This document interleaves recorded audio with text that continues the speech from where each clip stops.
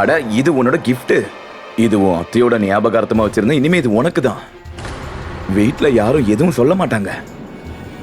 அட என்ன பண்ணிட்டு இருக்க நீ? மலையில ஆடுற மயில் மாதிரி அங்கேயும் ஆடிட்டு இருக்க. ராகுலா அவன் இங்க இல்ல. அவன் இங்க இருக்கிறது அவனுக்கு நல்லது கிடையாது. காலையிலேயே அவனை டெல்லிக்கு அனுப்பி வச்சிட்டேன்.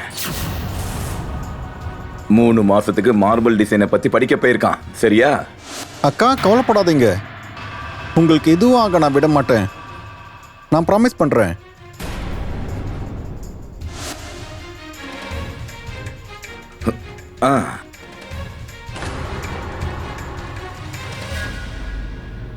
உண்மையாவே உனக்கு நல்லா இருக்கு. சொல்றத கேளு. புத்திசாலித்தனமா நடந்துக்கிறதா நினைக்காத. ஒழுங்கா நடந்துக்கோ. இந்த வீடு என்னோட கண்ட்ரோல்ல இருக்கு. எனக்கு எதிராக குரல் கொடுக்கறதுக்கு இந்த வீட்டுல யாருமே கிடையாது. நான் சொல்றத கேட்டு நடந்தா உனக்கு தான் நல்லது. புரிஞ்சு நடந்துக்கோ. இதை எவ்வளவு சீக்கிரம் நீ புரிஞ்சுக்கிறியோ அவ்வளவும் உனக்கு நல்லது.